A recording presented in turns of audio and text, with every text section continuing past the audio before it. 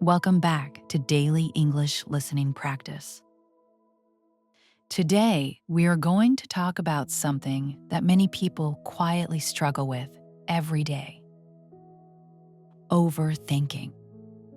Maybe you have been lying in bed at night and your mind just would not stop. Maybe you kept replaying a conversation, wondering if you said the wrong thing.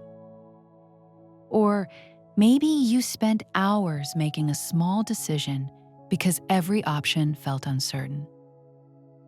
If any of that sounds familiar, this episode is for you. Over the next 15 minutes, we will explore what overthinking really is, why it happens, and, most importantly, how you can gently train your mind to let go. So take a slow breath, find a comfortable place, and let's begin. First, let us understand what overthinking actually means. Overthinking is when your mind keeps processing the same thought or problem again and again, without reaching a clear conclusion. It is different from careful thinking. Careful thinking helps you solve problems. Overthinking keeps you stuck in the problem. Psychologists describe two common patterns. The first is rumination, dwelling on past events. Things you said, decisions you made, moments you regret. The second is worry, which is about the future. What might go wrong? What people might think?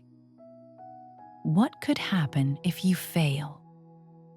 Both patterns feel productive. Your brain tells you, I am solving something important. But in reality, you are running in circles. Understanding this difference is the first step to real change. So why do we overthink? The answer is actually rooted in biology. Your brain has a region called the prefrontal cortex. It is responsible for planning, decision-making, and analysis. When you face a threat or uncertainty, this part of your brain becomes very active. It wants to prepare you. It wants to protect you. This was useful thousands of years ago, when danger was real and immediate. A predator in the forest, a storm approaching. But today, most of our threats are abstract. A work presentation, an unanswered message, a difficult conversation you need to have. Your brain still treats these with the same intensity as a real danger. And so it keeps thinking, keeps analyzing, keeps searching for a solution, even when there is nothing left to solve. The key insight is this: overthinking is not a flaw in your character. It is simply an overactive protection system. And like any system, it can be recalibrated. Now, let me share a short story. Sarah works at a marketing company in a mid-sized city. One Monday morning, she sent an email to her manager, suggesting a new idea for a campaign. Her manager replied, "Thanks, Sarah. Let's discuss this later." That was it. 5 words. But for the next 3 hours, Sarah's mind would not stop. Does later mean he didn't like it? Did I overstep? Was my idea too simple? Too complicated? Should I send a follow-up? Or will that make it worse? Maybe I should not have sent it at all. She could not focus on her other work.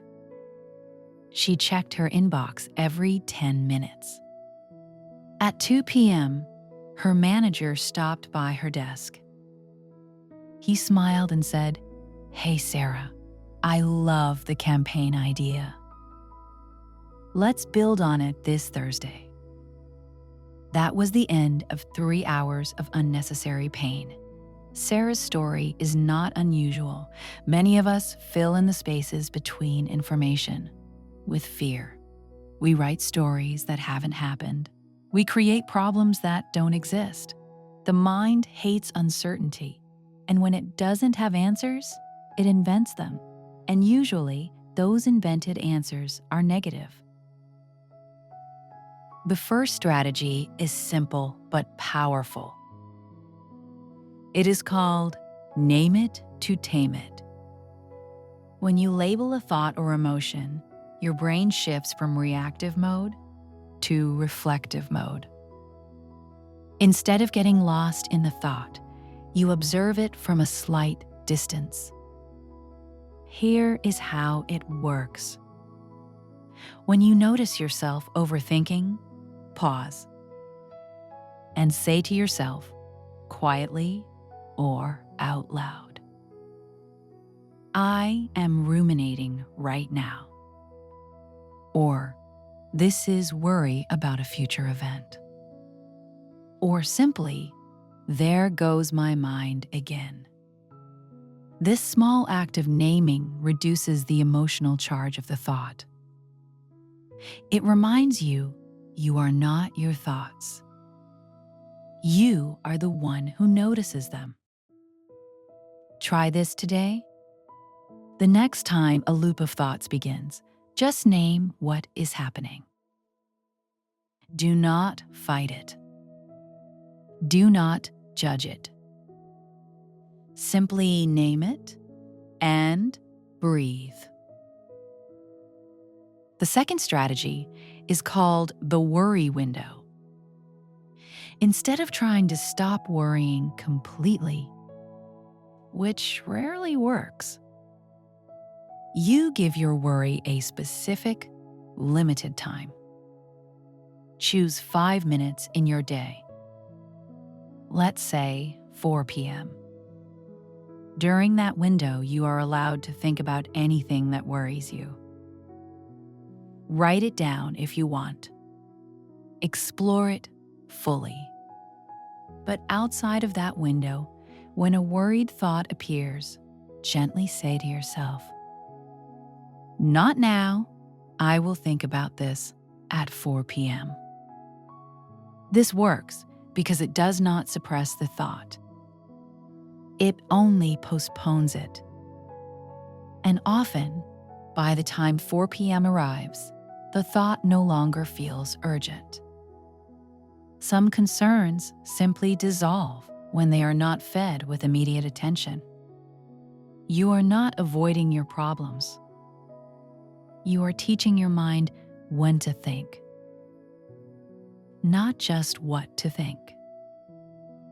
The third strategy is perhaps the most important.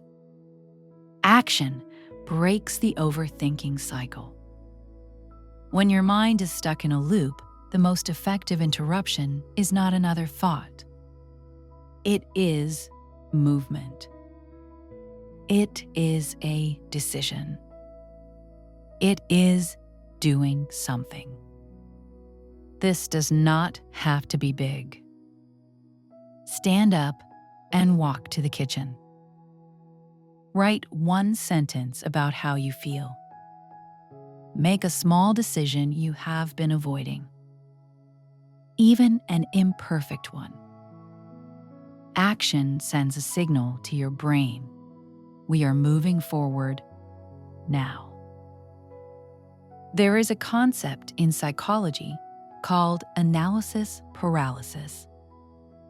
The more options we analyze, the harder it becomes to choose. Research shows that people who make good enough decisions are often more satisfied than those who search for the perfect answer. So remember, a good decision made now is almost always better than a perfect decision made never. Take the step. Start with something small. Let the momentum carry you. We have covered a lot today. Let us take a moment to reflect. Overthinking is not a weakness. It is a natural response from a brain that is trying to protect you. But you do not have to be ruled by it.